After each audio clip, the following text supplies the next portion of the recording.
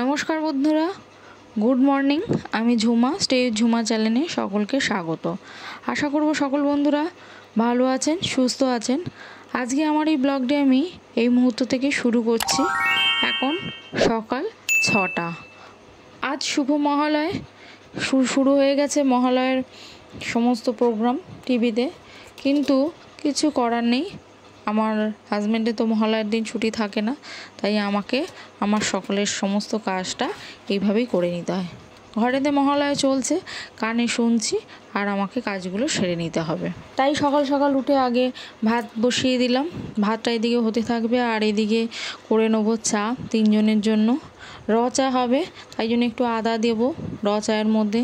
আদা দিয়ে র চাটা খেতে বেশ ভালো লাগে, তাই একটু আদা থেতো করে দিয়ে দিলাম। আর চাটা করে নিয়ে চলে যাব। সকাল সকাল আগে চা খাবো, তারপরে বাকি কাজ সারবো।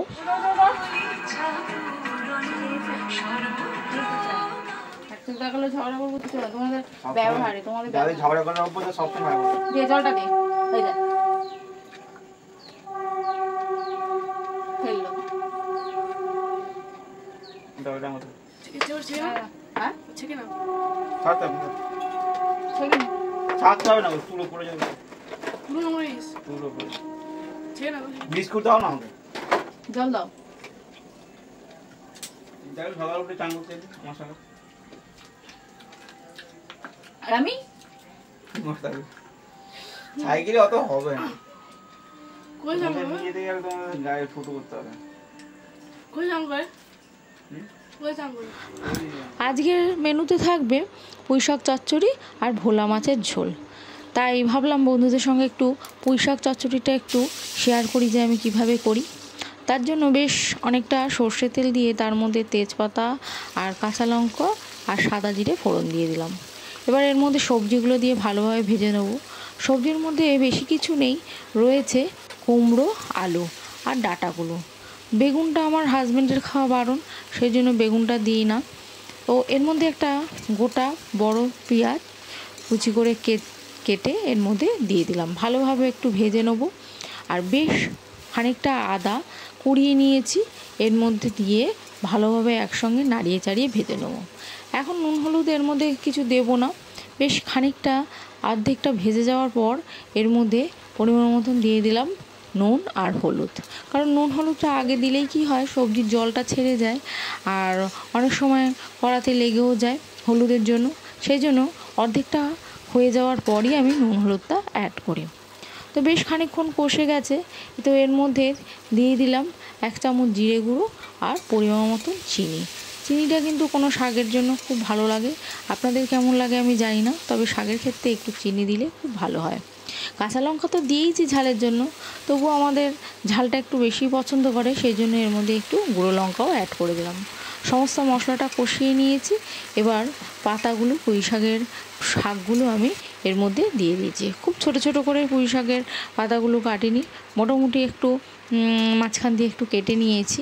কেটে নিয়ে ভালোভাবে নাড়িয়ে চাড়িয়ে বেশ খানিকক্ষণ কষিয়ে নেবো। চাপা দিয়ে লো ফ্লেমে রেখে দেবো। রেখে দেওয়ার পর দেখলাম এর মধ্যে একটুখানি আলুটা এখনও সেদ্ধ হয়নি, তো বারবার করে চাপা উঠিয়েই করছি।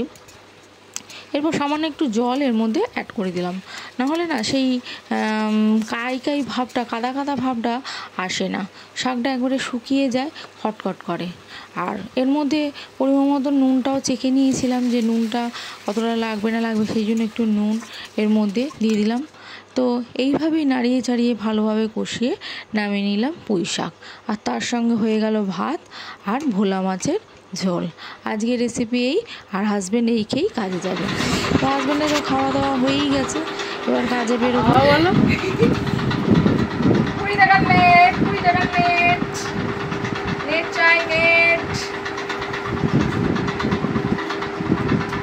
যত চাইবেন তত পাবেন, যত চাইবেন তত পাবেন।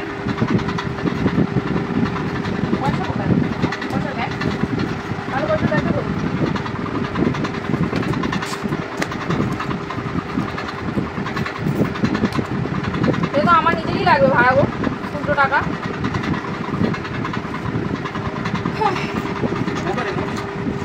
খুঁজো রাখবেন আর নোট নেট চালিয়ে চার্জ দিচ্ছি কেন? সকালবেলা নেটটা কে চালিয়েছে? আমি চালাইনি, ফোন কি ধরেছি? আমি ধরিনি, আমি তো চার্জ আমি দিয়েছি। কালকে নেটটা বন্ধ করে দিয়েছিলাম। আমি বাবু চার্জ চালিয়েছে? দিয়েছি। বাবু চালিয়েছে? সকালে নেট চালিয়েছিস? না। আমার মুখে আবার হাসি কি করে হচ্ছে। বলছিস?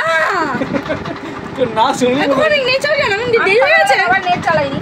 তাহলে তো বাবা আমার নেটটাকে আমি বন্ধ করে দিয়ে চার্জ দিয়েছিলাম, দিয়ে ওগুলো রেডি করেছে। আমি কোনো নেট সকালে চালাইনি। যে দেরি হয়ে গেছে নেই তাহলে। এদিকে টিফিনের জন্য করে দিয়েছি রুটি আর ঢ্যাঁড়স আলু ভাজা, সেটাই টিফিন ব্যাগের মধ্যে ভরে দিচ্ছি। এখন বাজে সকাল 9:45 আর আমাদের মালিক এক্ষুনি কাজে বেরিয়ে যাচ্ছে, খাওয়া দাওয়া সবটাই হয়ে গেছে। তো এই সময় বেরিয়ে 9:05 ট্রেন এখান থেকে ধরবে। তো স্টেশন আমাদের এখান থেকে 15 মিনিট লাগে, একটু লেটও হয় ট্রেনটা। তো সেই জন্য কাজের জন্য বেরিয়ে গেল।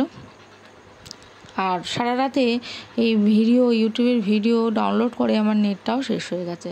তো সেই জন্যই বলছিলাম 20 টাকার নেট বলে আমার হাজব্যান্ডকে জানাচ্ছিলাম যাতে আমাকে 20 টাকার নেটটা ভরে দেয়।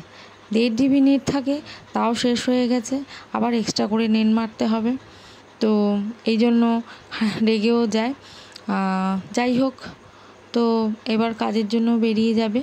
তো মাঝখানে আমি বললাম ঠাকুর নমস্কার করেছি কিনা, আর এত বাইরেটা পিছল হয়েছে যে পাটা হড়কে যাচ্ছে। তো ঠাকুরটা একবার নমস্কার করে নিতে গেল। আমার এই ব্লগ ভিডিওগুলি বন্ধুদের কেমন লাগছে তা অবশ্যই একবার কমেন্ট করে জানাবেন। আর আমার বন্ধু হয়ে পাশে থাকার জন্য আমার চ্যানেলটি সাবস্ক্রাইব করে রাখার অনুরোধ রইল। এদিকে আমার হাজব্যান্ডও কাজে বেরিয়ে গেল। তো আজকে আমার এই ব্লগ ভিডিওটি আমি খুব ছোটোর মধ্যে শেষ করলাম, কারণ ছোটোর মধ্যেই শেষ করার চেষ্টা করি, যেহেতু আমি ইউটিউবে নতুন, তাই খুব বেশি বড় ভিডিও করে আমি বন্ধুদের বোর করতে চাই না। তো আশা করব বন্ধুরা সকলে সুস্থ থাকবেন, ভালো থাকবেন। আজকে এই পর্যন্ত বন্ধুরা, নেক্সট দিন দেখা হবে অন্য কোনো ব্লগ ভিডিওর সঙ্গে। তো আজকের মতন গুড মর্নিং, টাটা।